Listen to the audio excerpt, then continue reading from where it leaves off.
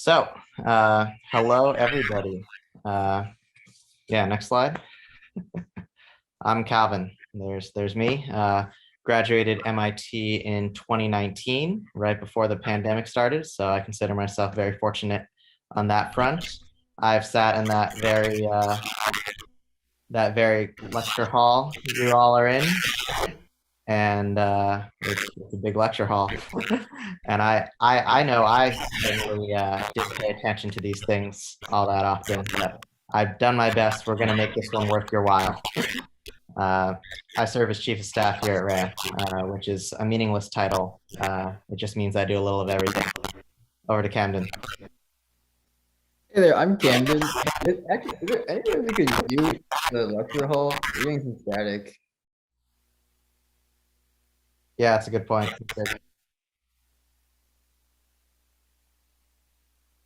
Is there anyone there on that side? Sorry, you said you were getting static? Yeah, Yeah, there's can a you mute little it? It's feedback. not feedback. I think All I right, think I cool. have to mute myself. I'll do that and see if that was better. Yeah, all right. A lot better now. Thank you. I'm Camden. I went to Vanderbilt and I'm a software engineering new grad. I've been working at Ramp now for about a year. All right, so I'll say a bit of just a few sentences. What is RAMP? Next slide. Well, it depends. Next slide. To our customers, RAMP was founded in order to save customers time and money. So who are these customers? They are businesses, small businesses, large businesses, and everything in between. How do we manage to save them time and money? It's RAMP makes a corporate credit card. So you can see the image of the card here. You can use it just like any other credit card. What makes it special? What makes it different? Next slide. It's yeah, it's a credit card. It's the software that makes it different. So we are a fintech company, obviously, but also very much a software company, and that's why we love MIT so much, and this IAP class here. So how do we save customers time and money? I think that's the most interesting part of this. Next slide. So customers have a lot of data, credit card data. You all know that credit card data is pretty valuable. You can buy and sell it and all that. The point of RAMP is that we can take the value from that data and actually deliver it to customers. So we're able to analyze their data, extract insights, savings, and save them money. And then how do we save them time?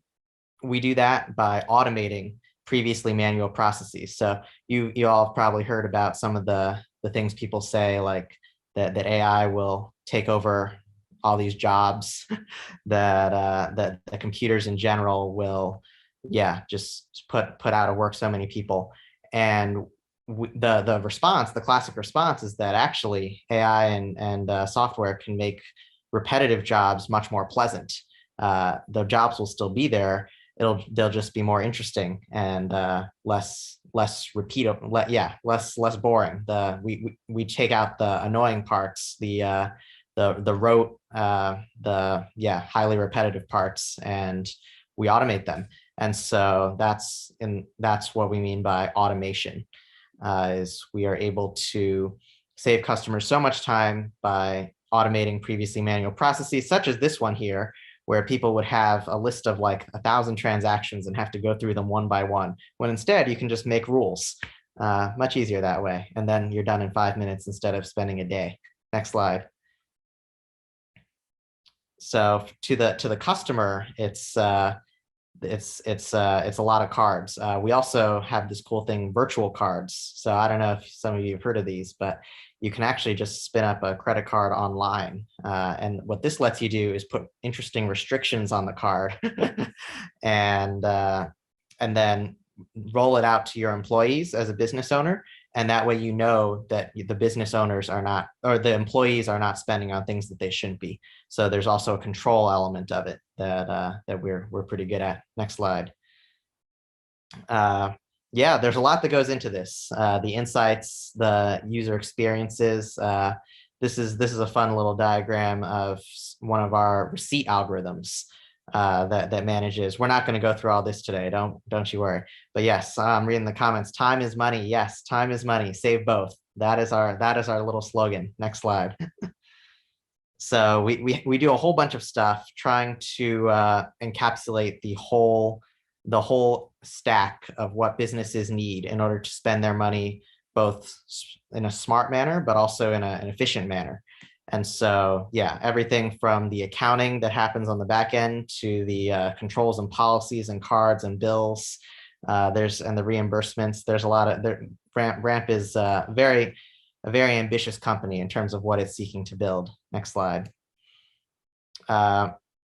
Just our investors. Next slide. We're one of the top private companies in New York City, one of the few unicorns.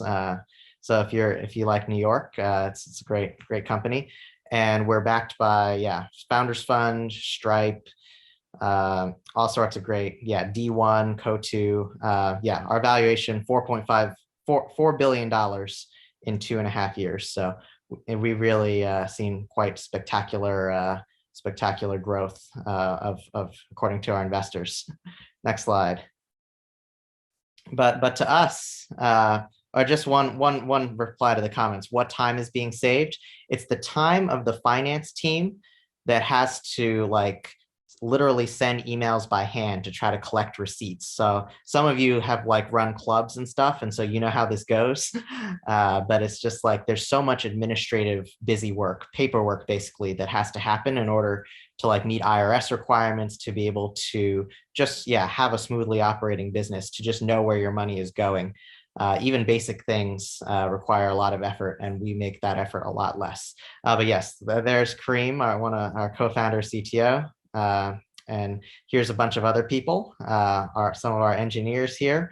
To us, Ramp is a nice place with some of the smartest engineers and very friendly engineers too. So yeah, next slide. Over to you, Camden. So that's enough about Ramp. We're going to get into the real point of the talk now. I'm not muted, right? Am I? You're good now. Cool. All right. Let's take a little step back here. Let's talk about software engineering versus computer science. I'm sure a lot of you will hopefully, or maybe not hopefully, some of you might want to drop out, but a lot of you will probably graduate and get your mass tech diploma. And on your diploma, it's going to say something like computer science. And you're going to graduate. You're going to be pretty happy about graduating. And you're going to make, a really great decision. Go to ramp.com/careers. You're going to scroll down on our page past our wonderful benefits, and you'll see listings for software engineer roles, which might be a little bit confusing because you might expect something like computer scientist, right? You get an electrical engineering degree, you become an electrical engineer. You get a computer science degree, you become a software engineer. And the reason for this confusion is that computer science is not software engineering, to put it quite simply. Computer science deals with the world of truth, proofs, axiomatic facts, while software engineering is actually all about trade-offs. The real world is messy. We don't actually know what's going on. And for the most part, it's just a lot of chaos. So instead of actually trying to find the one perfect solution, it's all about making informed, calculated decisions between two very good decisions. We see some questions in the chat here. If you want to apply for a general software engineering job, would it be better to apply to the front end role or the back end role? There's full stack roles as well. I would say generally back end is a better generalist role, and feel free to do that. So to kind of go into this mindset of trade-offs, some people may not be, I'm not sure, I think this class allows people of all backgrounds, whether or not you're a computer science student, so you may not have been exposed to chemical trade-offs. So I will be exposing it to you via animals. I'm not sure if anybody's seen this before. Pick two to defend you. The rest is coming to kill you. What we're going to do now is spend a couple minutes to try to think about which two would you pick to defend you. So this is the premise here. Imagine that I picked both the crocodiles and the bears. Then I would have the eagles, the oxen, the hunter, the wolves, the rats, the gorillas, and the lions coming to hunt me, while the crocodiles and the bears try to defend me. I'm going to give you a 3-minute timer here. So talk amongst yourself and then just kind of hang out and do your thing.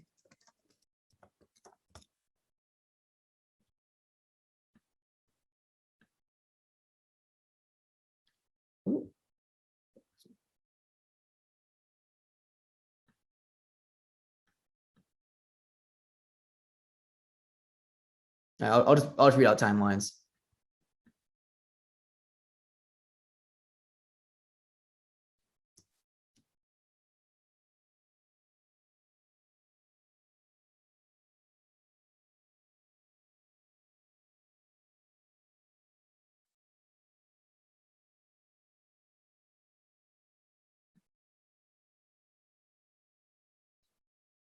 Do you mind control the animals that defend you? I would say no to the mind control. And the reason I say no is because I feel like you wouldn't want that. Like for me, I imagine that a bear is better being a bear than me mind controlling a bear. And also like it's a coordination issue. Like imagine trying to coordinate, 10,000 rats and another human being. So I would just say that these animals work in your best interest and will defend you to the death, but you do not have control over them. You have 2 minutes remaining. They'll defend you in their own way, So like the bear will defend you as if you were their cub, right? Yeah. So very, very strong motivation, but you don't get to control the tactics. Mm-hmm.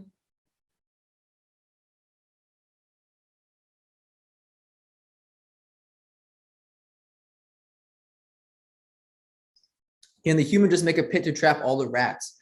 If you're that human, I suppose so. I mean, I don't see any shovel in his hand.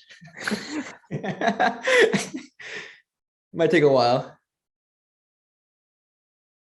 You have 1 minute and 12 seconds remaining. Can we upgrade the human? Nah, No. he comes as is. Obviously, a military background. Might not actually want to listen to you. Might have his own ideas. You don't get to mind control him either. But we'll just say he has orders to protect you.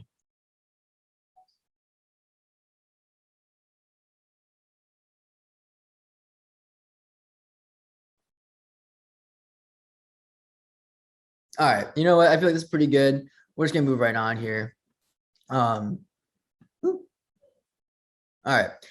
Are there any volunteers take themselves off mute and enter their reasoning for which animals they pick into the class? Anyone want to share with the class?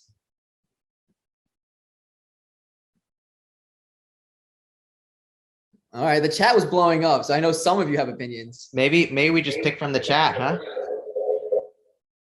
I'll volunteer.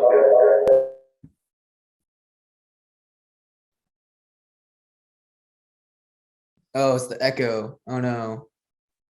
Maybe we'll have to stick to the Zoom people. The in-person people might have the echo problem, huh? Yeah. Any remote people want to hop in here? Alejandro, you commented on the chat, and you're also I see you on Zoom. Why don't you take a stab at it? So yeah, so I chose rats and eagles. So I said like 10,000 rats, they can like mess up their groundwork of all the other animals since there's so many, and the eagles can then like come in from above. Like it's gonna be harder for them to attack them. Okay, yeah, that's pretty good. So, I mean, here, I'm sure as Alejandro's describing it, is you can see he's thinking about it in different ways. He's thinking about land, he's thinking about sky power. And these are the type of trade-offs you have to make. Like, clearly, there's going to be different animals of different strengths. Like eagles may not be the strongest objectively, but they get the trade-off of being in the sky. We can talk more about this decision-making now. But the first thing as an engineer that I would do is try to understand like the actual premise of this question. And a lot of people were doing a really good job of asking questions in the chat, but trying to understand the premise, and that's really good. So like, can you mind control? Do you have like ability to like control them and their tactics? Like can you upgrade the human? I mean, probably a good question is like, where can you like where are you fighting is probably a good question. Like this might be, I think most people assume like Africa, but like, like maybe you're fighting in a city. And if you're fighting in a city, then like it's gonna be a lot different versus fighting in like a Serengeti versus fighting in a jungle. And then I think the next thing you might want to think about is that offense and defense are not the same. So I think the most prescient version of this is the hunter. So we see a lot of people talking about the humans in the chat. And if you chose the human, you are wrong. First of all, the human most likely has the most popular hunting rifle sold in the US, the Beanfield Sniper, the Remington Sendero SF2. And on the offense, this guy's going to kill you, right? You're going to be sniped. You're done for. But on the defense, this guy is a pea shooter. Are you kidding me? He probably couldn't take down a single bear by himself. Like 3 bears and 5 gorillas. Do you know how strong gorillas are? Dries, you're out of the class. All right. So the question is, you get exactly. If you don't have him, he'll kill you, right? That's the big issue here. He's a lockstep. He's like it's like you're damned if you do, damned if you don't. Unless you take the eagles. Boom. That's right. The eagles can totally kill the human. Like, what are you even thinking about here? Easy. If you're using a bolt action sniper rifle, there's no way you can kill 50 eagles. And then you have leftover eagles ready to take down other animals. All right, so we got that figured out. So now you have to figure out your land animal. I think Alejandro had a good mindset here, trying to think of land animals then. So you might be thinking about, this is where you do the research. What are your tools at hand? You got your brown bears. But what about gorillas? Gorillas are so intense. And bears versus gorillas is for some reason a very well-perfused topic online. Like there's a lot of videos about bears versus gorillas, like a lot of videos. So you can spend a lot of time going down the bear versus gorilla wormhole. But I'm going to spare you the time here. Okay. Let me show you something so that if you didn't think about this, like this is something that you have to think about when, making technical trade-offs. Let's look at the scale of this bad boys. You see all these little dots? You see the tiny little dots? Those are 10,000 rats. It's a lot of rats. So rats are really small and really weak, but this is such a common computing thing, right? Where it's like Internet of Things, blockchain, whatever, scale, Google. It's sometimes the strength in numbers. It's a lot of rats. And that's why the objectively correct answer is 2 eagles, 10,000 rats. Anybody who said otherwise is wrong. All right, thank you. Anyway, congratulations to Alejandro. You got it. Alejandro, you win. Congratulations. Moving on. This isn't just like a joke. This is actually pretty useful because when you're building a company, you're gonna have to pick a coding language. And this is a really hard thing to do. So maybe the other programming languages aren't out to kill you, but you actually have to pick one of these. And this is not a trivial question. And when you're trying to pick a coding language for your backend, it's going to feel as intense as picking these animals to fight for you. So let's do a case study here. All right. Back when RAMP wasn't RAMP and it was actually RAMP with, the sans serif fonts, we were making some pretty big decisions. So we're a corporate credit card company. You take a card, you swipe the credit card, and then, the information goes to RAMP, and we have a set amount of time to respond yes or no. So I'm not sure if you've ever been with somebody and their credit card gets declined. I'm sure nobody here has their credit card ever get declined, but maybe you have a friend who has a credit card who gets declined. We have to decide that, and we have to do it very quick and very efficiently, and we have to do a lot of it at the same time. So what language do we pick for this? There's 2 main choices here. One is Python, which is, I'm sure everybody's thinking about that. It's a pretty ubiquitous language. And the second one is a language called Elixir. I'm sure not many of you know about Elixir. We'll be talking about it in a second. So here's the pros for Python. It's fast to build, it's mature, and it's ubiquitous. It's quick to build on. I'm sure all of you have you might have used Python in a class. I think a lot of intro classes are being taught in Python nowadays. Python's just everywhere. But the cons of it is that the things that make it so easy to start off with actually make it a little bit harder to scale, and then it's not as fault tolerant. It can crash a lot quicker. On the other hand, there's this language called Elixir, If you don't know about it, it's a pretty out there language that we at Ramp actually use. And we actually have a fantastic blog post about it on engineering.ramp.com. I think that's right. Just Google Ramp Engineering blog and you'll find it. It's a great post. You got the link right. Yep. Engineering.ramp.com. Boom. Check it out. Be there, be square.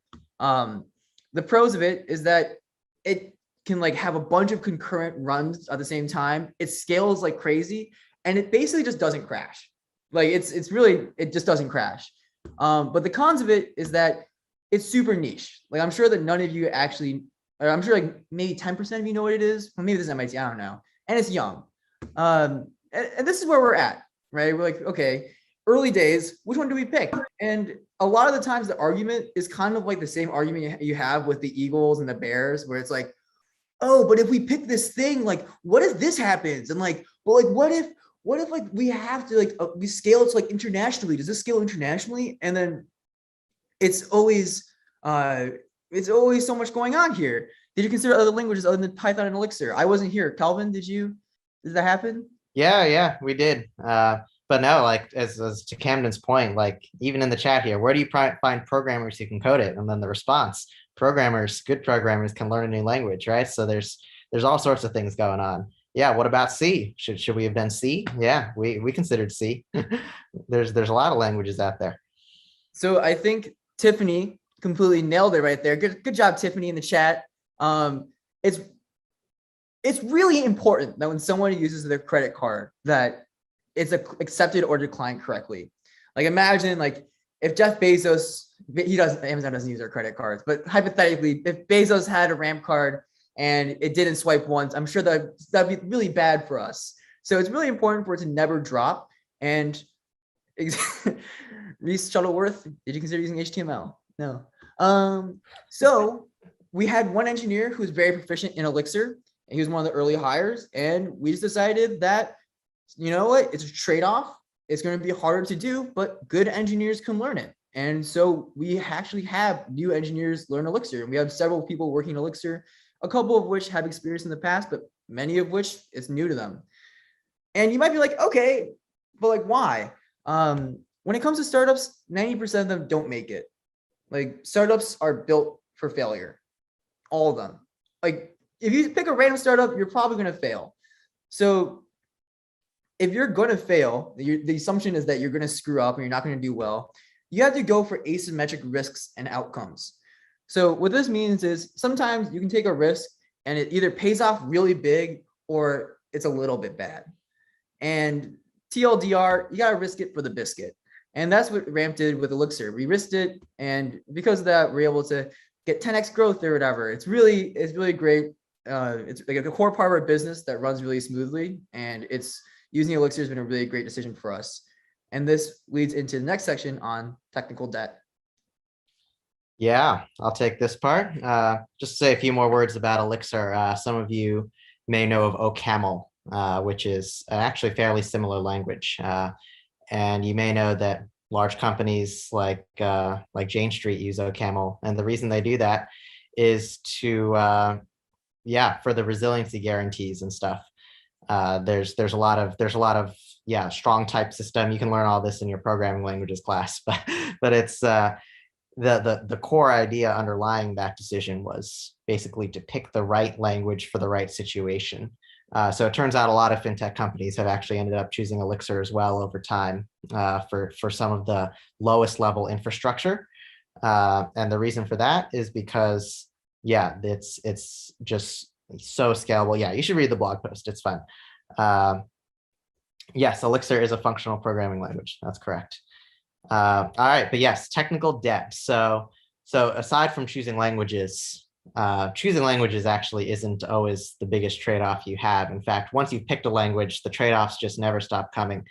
By trade-off, you know what we mean. It's not just, it's about decisions, right? It's about whether to do something one way or to do another way. The scales of justice here. There's in the justice system, there's a classic trade-off between whether to let the guilty go free or whether to convict the innocent, right? You're always going to do some of both. Here's a trade-off that's less dramatic than that. Code speed versus speedy to code. So You can build something the really fast, hacky way. That's on the right there. You get something that's kind of roughly the right shape, right? And it sort of works, but it's going to be kind of slow. It's not going to scale, right? You're gonna have to redo it later. Versus you take your time, you do it right, and you build something that's blazing fast. But you got to really optimize it. Some of you have taken like the low level C programming class where you know how deep the rabbit hole goes. You can really optimize stuff a lot. So in fact, it's not even just two choices. There's a whole spectrum of options available to you about how you want to code this thing. Next slide. And how do you think about this? Well, here's one idea. So you can think about, what if the idea succeeds? Next slide. And what if it doesn't, right? So the problem with doing so much optimization up front is the what if it doesn't succeed case. You just wasted a ton of effort, you know? It's rather unpleasant to think about, in fact. And the problem with the really hacky way is, what if it does succeed, right? If it does succeed, then you're gonna have to go back and redo the thing, which is also kind of wasted effort, right? Next slide. So, I mean, so this is one way to think about it. The short answer is there is no answer that applies to every situation. You really have to look at the details of the thing. And so I'll give an example soon, but like you got to think about, okay, what probability do I think it will succeed? If it does succeed, how long will this take to break? When this is really slow, does it even matter to the user, right? Can we put it in a background task and the user doesn't notice? Is this a foundational piece of our product that everything is going to build on top of, or is it just kind of a side project that you can always clean up later whenever you feel like? And also, the last one is classic. Just like, is this adding fuel to a fire that's already burning? And so there's just like the animals, there's a lot of things to think about when you're trying to make decisions like that. And usually the answer turns out to be somewhere in the middle. But other times you just got to go all in or all out. So it's kind of tricky. Next slide. So the other thing that people don't appreciate a lot about this is that the answer also depends on you, where your company is at. So whether you're just starting out, or whether you're hitting the inflection point, or whether you're trying to scale, or whether you're trying to expand. So you all will get programming interviews at big companies, I'm sure.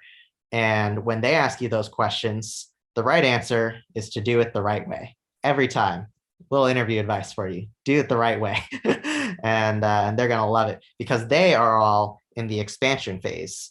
They have a cash cow that they're sitting on. It works beautifully. They have billions of users, maybe just millions for some of them, but so many users. Everything needs to be done right. Everything needs to be built for scale. And so when they ask you that question, you can very confidently say, I'm going to do it the right way, and they'll be like, you get an offer. That's great. But ramp is not quite there, which makes it a much more interesting question in our world. I think it's one of the things people don't appreciate. Software engineering at a startup is actually qualitatively different from software engineering at a big company. The correct answer is genuinely different. You look at ramp, we're at the point where we're just starting to scale. So we have this interesting mix where we know that those numbers are coming, where there are going to be millions of users soon, but we don't have them yet. And so it opens the door for lots of other options. Next slide. So obviously the downside is you build it the wrong way now, it balloons later. So does that mean you never build it the wrong way now? Not necessarily. Next slide. So this talk is just full of the phrase, it depends. It turns out not everything balloons at the same rate. There are different types of tech debt, and they actually scale differently with the company. And so there are some types that are much safer. The metaphor we use here is like, it's like interest on a loan, you know? It turns out real world debt like financial debt, companies take on debt all the time, and they use it to power their future success. They borrow money now to invest it, and then they pay it back later after the investment pays off, right? And the same is true of tech debt. So actually, most of these types, it's actually safe to put it off. So let's go through some of these. So what do we even mean when we say technical debt? It is a broad term and encompasses so many things. Maintenance debt is just like you updated one thing and now you kind of want to update everything else, but do you really need to update everything else? Turns out it can usually wait. Developer efficiency debt. That's like you want to have a great environment for your developers. You go to any big company, you're going to have a happy developer experience because they've put in the hours, the weeks, the months, the years of work that it takes to make a truly seamless developer experience. So how much does that matter versus focusing on the actual thing that the customers see? The answer is it depends, of course, but often, obviously, as you scale your engineering team, that cost becomes higher and higher when you have more and more developers who have to bear this pain of your experience. And so usually as you grow the team, you'll invest more into it, but it doesn't have to be perfect. Like if you can just put it in a document and explain how to work around it, like you can write that document in 10 minutes a lot of times instead of spending days trying to actually fix it. Stability debt is one that almost always bites you, actually. That's when you have one part of his system that impacts another in a very strange way. And so you have one team that changes this thing and then the other team's thing breaks and they have no idea why. That's usually a big problem. Same with security, usually a big problem, especially in finance. Technical product debt is the debt that's facing to users. So the example we did earlier with the speed, if it's really slow and the user has to sit there and wait for it, that's technical product debt. Turns out you can get away with that for a while too. Does the user care about how slow it is, or would they rather have a new feature, right? That depends. Again, as the product becomes more and more mature, you tend to want to fix the thing. But again, it all depends. Ramp actually has launched several products. We have the card, we have bill payments. So some of our products are older than others. And the ones that are really young, you might not actually worry about it yet because you're more focused on just understanding what to build next. And then decision debt, we're going to dive into this one. This one's a fun one. But when you've done something and you realize you change your mind, that's always a fun one. Next slide. So here's an example. So we had an accounting platform that does all of our accounting stuff. And what we did initially, there are four accounting platforms out there that we wanted to support. Their names are QuickBooks, Xero, NetSuite, and Sage. It doesn't even matter. Four other products that we needed to integrate with, that we needed to send data from us to them. And so what did we do at first?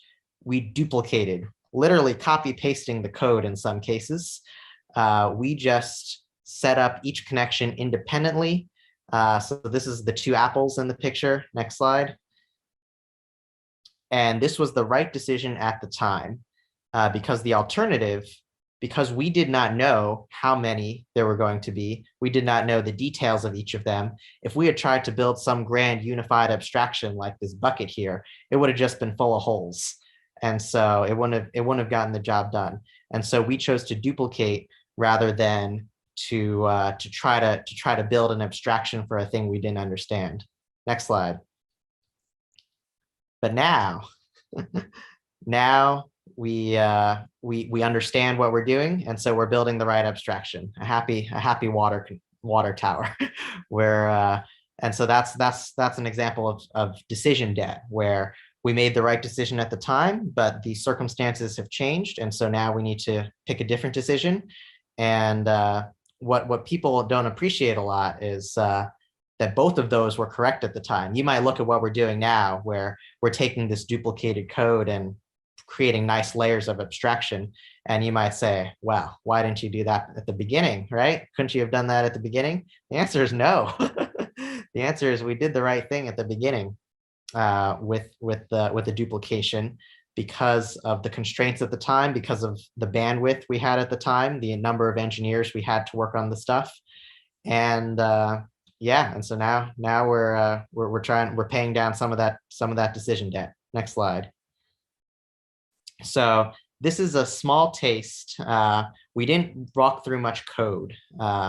We kind of kept it a little abstract. We can get into some code if you want. The problem with software is that the code, unlike the toy examples you might see in like a normal slide presentation, real code is hundreds, thousands of lines, and so it's a little hard to go through a real code example at a real company in a short talk like this. But maybe next time we'll see a real code example. But the point is, and hopefully you've gotten the gist of this, is that the difference between software engineering versus computer science, the difference is that there's so much thinking involved in software that has long-term impacts, that has trade-offs, that has these subtle things that you have to think about. How is this going to cascade in the future? So that's that. Over to you, Camden. Hey there. All right, so we're just having a little fireside chat where we have about 18 minutes left. So the next 8 minutes, Calvin and I will just be talking about some of our own experiences, give some advice there. And then in the meantime, while we're having this fireside chat, the last 10 minutes will be dedicated to questions. So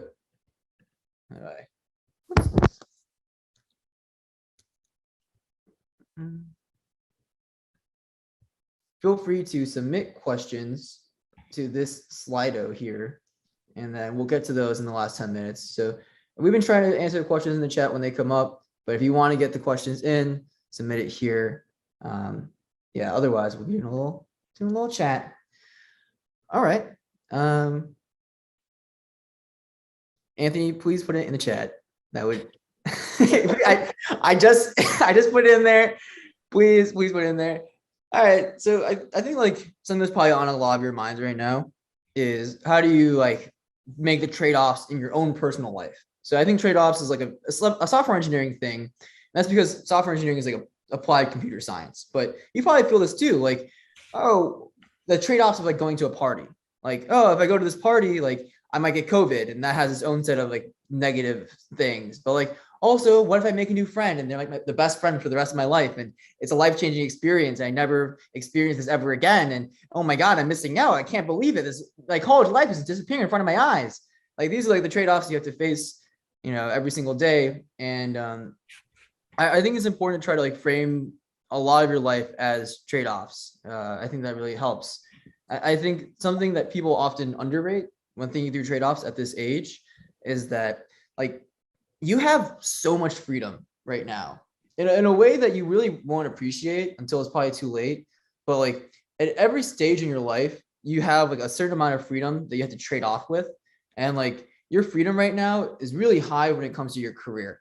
So you can like go work at different places. You can like do whatever you want and it probably won't affect you. Like you can, so what I recommend is taking on higher variance than you probably are right now. Like go out and do that thing, try the new thing, because as you get older, it only gets harder and harder to do new things and things outside the norm.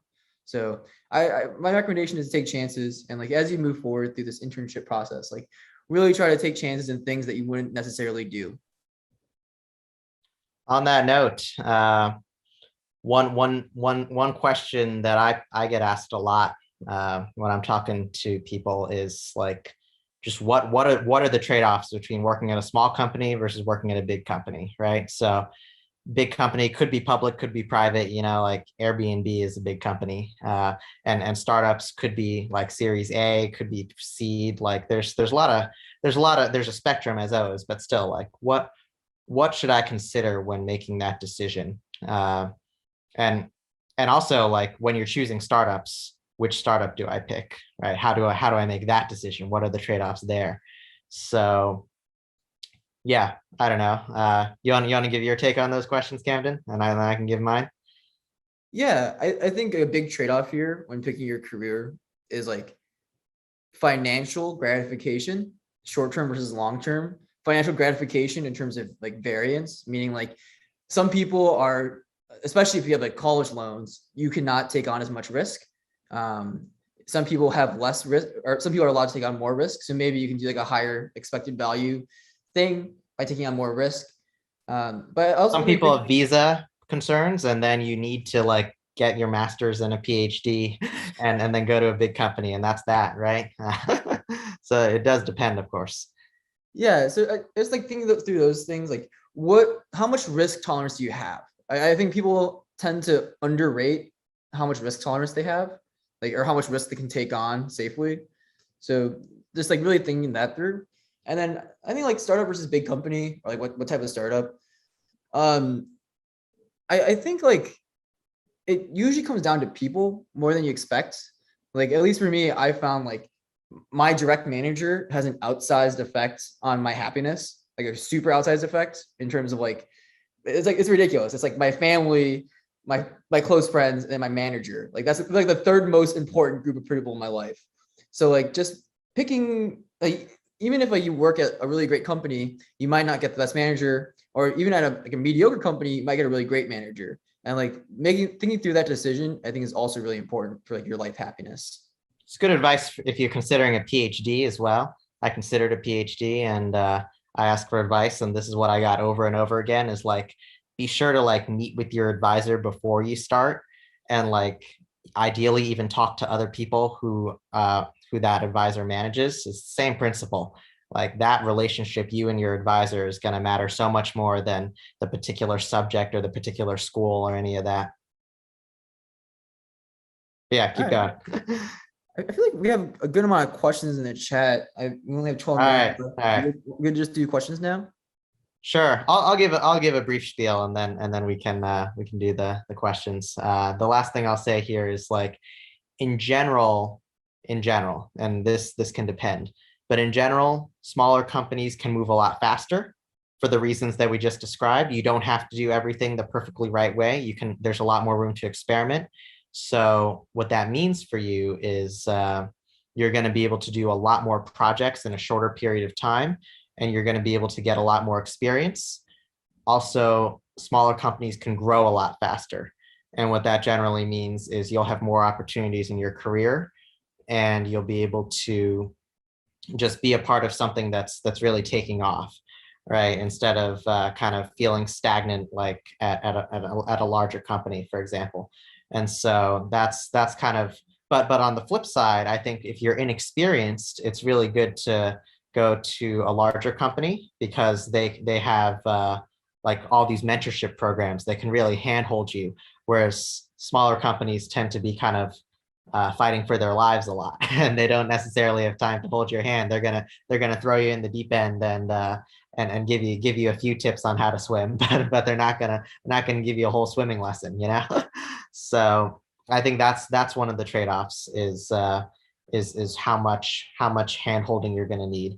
I think another, aside from the risk that Camden mentioned, another trade-off is just quality of people, right? So when you're looking at your manager at these different companies, I think there are certain smaller companies that can have a really concentrated amount of talent, of really amazing people. So you should always, try to figure out where are all the smart people going, where are all of your classmates here, where are they most excited about, and that's not a bad heuristic for figuring out which places are going to be interesting for you. But let's get into the questions now.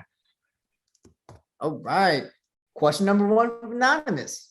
What's up? Not much. How about you? Giving a talk. Right. That's all that we're doing right now. Oh, you want to get the second one? What are the benefits/drawbacks of getting a master's? What about a PhD? What kind of opportunities open up? Is the expected income that much diff for PhD? It's a great question. I think the master's is, again, so setting aside visa concerns. I know some of you will have visa concerns, and those, you got to do what you got to do, right?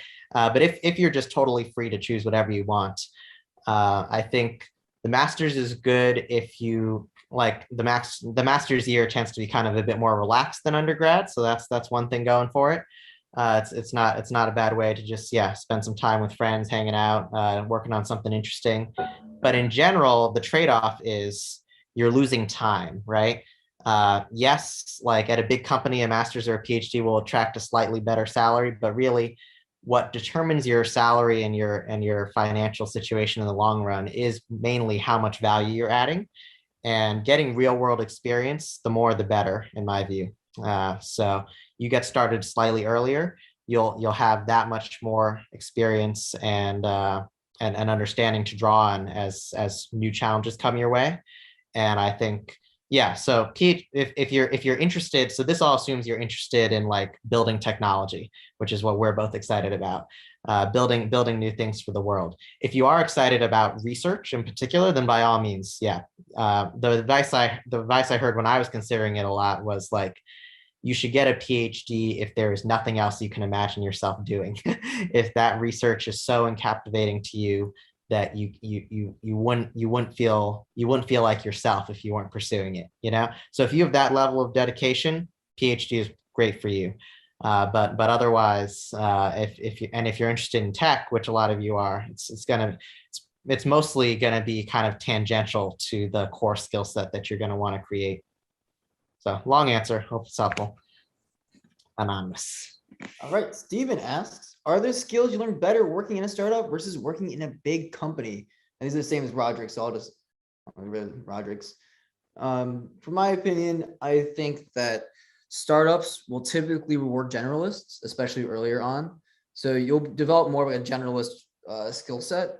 So for myself, definitely like more like soft skills.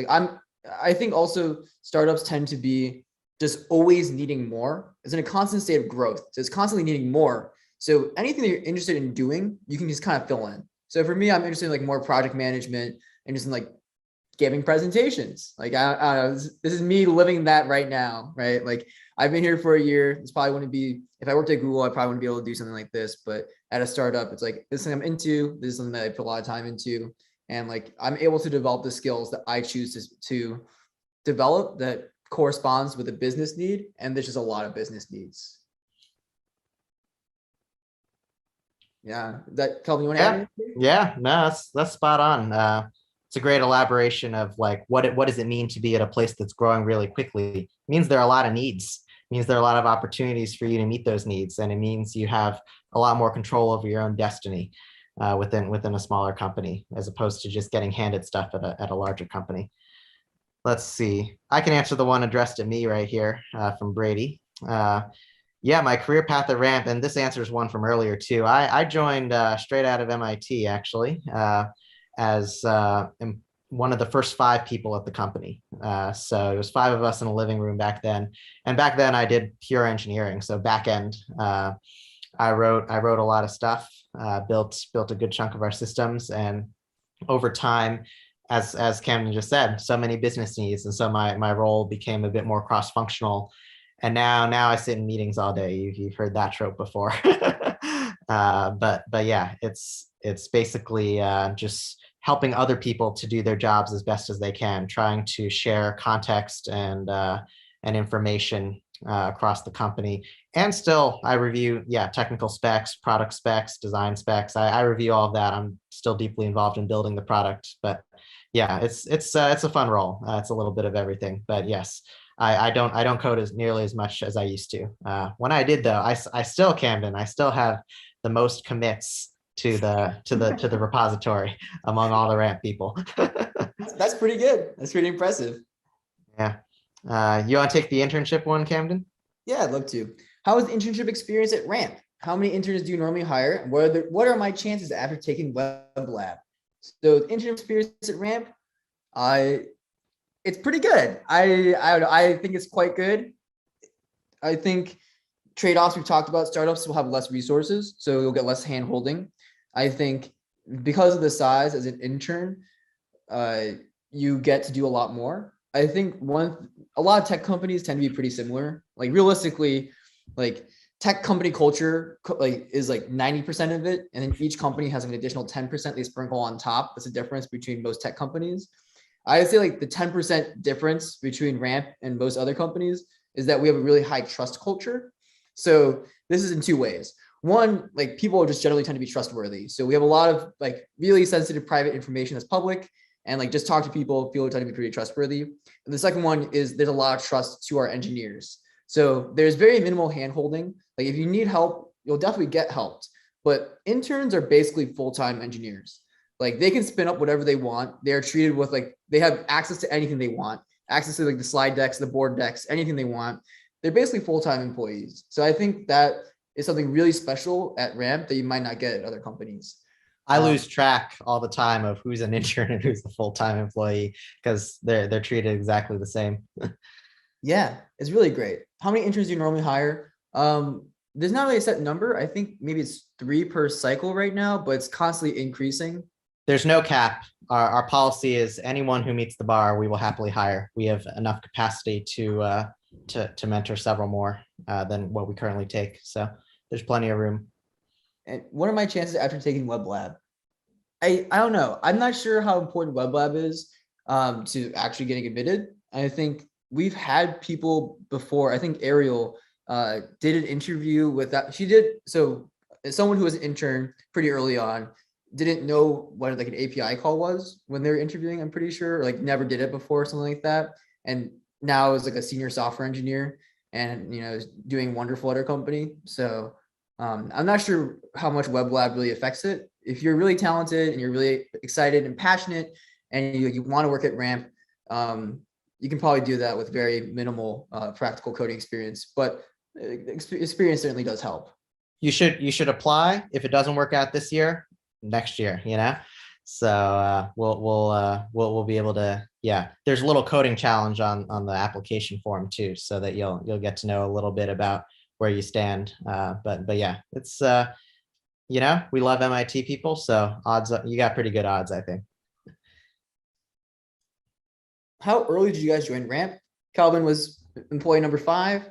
I joined about a year ago. And how was the experience changed as you've grown? Calvin, you want to take that? Sure. I mean, obviously, the pandemic changed a bunch of stuff, but you know, it's interesting. People always ask what's changed. I actually like to focus on what stayed the same. The insanely focused and fast environment where things get done and they get done quickly and they get done well, where customers are always what we think about all day, every day, where we make these trade-offs and we make them in a very reasonable manner. We'll get to the mistake. We do make mistakes sometimes, as does everyone, but we're always trying. At least we're always thinking through it. We're not just like throwing like random sayings at problems. We're actually thinking through the details collaboratively. The high trust, all of those things. It's what's remarkable is that they have managed to stay the same as we've grown the company from 5 people to over 200 now. It's been a really fun ride. All right. Kyle Hines asks, when joining a startup, what signs do you look for to see if it could be a winner? You want me to take that? I'm not sure if we're the best people to answer that. Probably look at like Paul Graham essays would be my recommendation. Yeah, solid advice. I read them all back in the day before I chose Ramp. That's what I did too. So if we both did it without talking about it beforehand, it's probably a good idea. I mean, I'll give you some words just for fun. You look at the team, right? So the founders are really important, especially the smaller it is. You know, startups failure mode is it ends up as a cult. You've seen news stories about this, I'm sure. But yeah, so you want to make sure the founders are people of integrity, people of character, and people with a vision. You gotta have it be a mission and a vision you believe in. You got to look at, the team, the manager you'd have, talk to them beforehand, make sure you like them.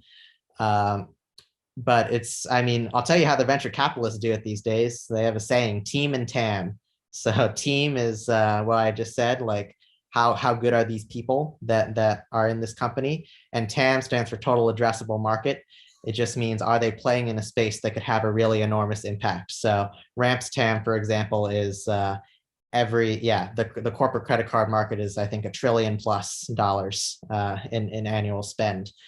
So are they targeting something of that size? I mean, Stripe is another great example, right? They're targeting that same number on the other side. If you've heard of Stripe, you should look them up. If you haven't, they're $100 billion, or no, $300 billion company now. So yeah, team and TAM is a good general framework. If they've been around for a while, many ways to evaluate the team part, but basically just look at how much they've shipped, how much product they've released. That product velocity is kind of the core ingredient to a successful engineering culture. All right. Andrew asks, you've talked about correct decisions in hindsight, Elixir versus Python. What's a mistake you've made that was only obvious in hindsight? You got any on your end, Camden? I got one.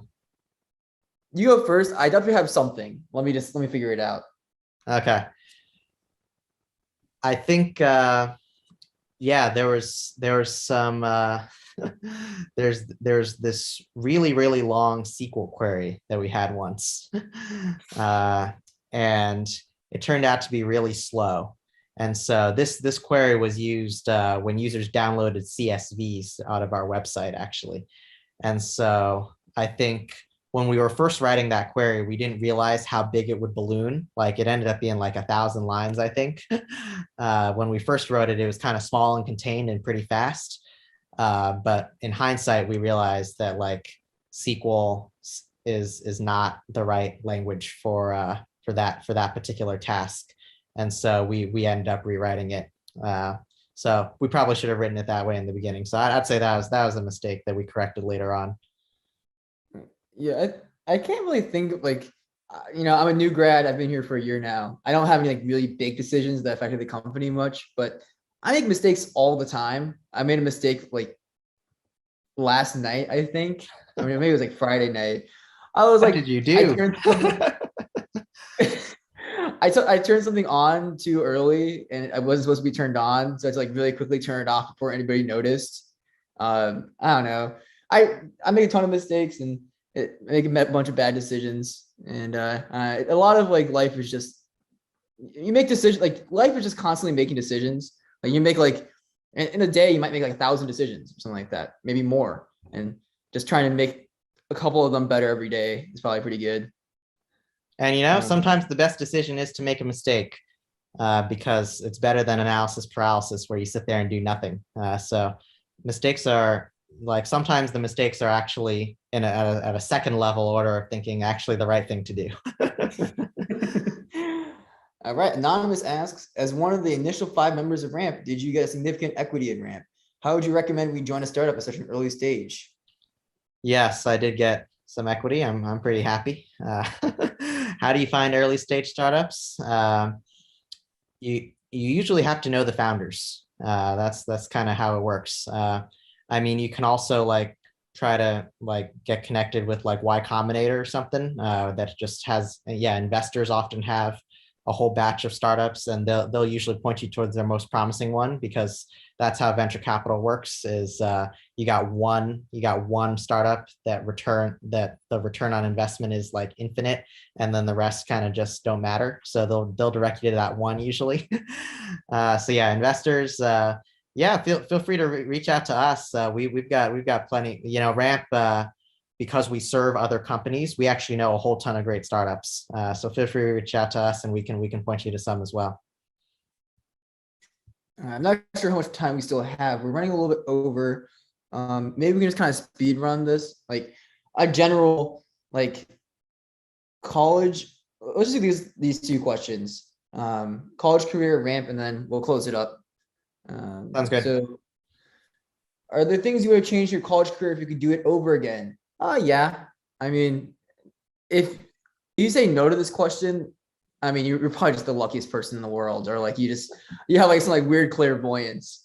For me, I think the thing I would have changed about my college experience was appreciating it more. Like, I think, this is a bit weird, but I'm going for it. I think that the way the life is distributed is a little bit unfair. Like you're a kid for 10 years, you're a teen for like 10 years, you're a young adult for 10 years, you're like a regular adult for like 20 years, and then you're old for 50 years. It's pretty whack. Like it'd be kind of nice if it was more evenly distributed. But one of the things is like you're only in college for 4 years, and that's kind of like maybe 4 years, masters, 2-3 year graduators, whatever. You're in college for a limited amount of time, and this is like a very special time in your life. Like you can do a lot of high variance things. You can have fun. Like I didn't realize this until my junior year. Like I didn't have to be at college ever. Like you don't have to go to lectures ever. Like you can like live such like a fun and unique life when you're in college. And like if I could go back in time, I would just be like, I don't know. I would probably just go to less lectures and have more fun. It's easy to say that after you've gotten a great job, I suppose. So don't take that too seriously if you do care about your future as well. You just never know what other implications that could have. But yes, why did I choose Ramp? I think the same. I mean, I was telling a bit about how to choose startups, and same reasons. I believed in the mission, like the founders. I'd worked with them before at their previous startup, so I knew that they weren't going to start some crazy cult, and that they were good, genuine people that I would like working with. Yeah, believed in the mission, saving people time and money. I think it's one of the great promises of what a computer can do. There are certainly scarier promises. I did a lot of machine learning in college, and so I'm very familiar with the literature on robots taking over the world and all that good stuff. So this is it's nice that you don't have to worry about that when you're just saving time and money. But yeah, the main thing was just the team, the mission, and the fact that it would be a place where I could grow so much and learn so much so fast. It really boils down to the learning at the end of the day, where you're in a high growth environment. You're going to see so many things about what a company really is and how it's built, and really sets you up really well for future endeavors. All right. Awesome. Thanks for that answer, Kelvin. If you have any questions, feel free to reach out to us at kelvin@ramp.com and camden@ramp.com. I think that we'll actually get everybody's resume and we'll be reaching out to you for internships or new grad roles. I'm not super sure on that, but like if you are super interested in Ramp, feel free to reach out to us. Feel free to apply at ramp.com/careers. And unless Kelvin has anything else to add to that, just want to thank you all for listening and being present. Okay, Claire says you can submit your resume with your final project at the end of class. So if you're interested in working at Ramp, stuff that we're saying here is cool. If you think that we're two handsome, fun guys and you want to work with us as well, submit your resume at the end of the with your final project. And thank you very much. Hopefully you got something out of all this. Have a great rest of your day.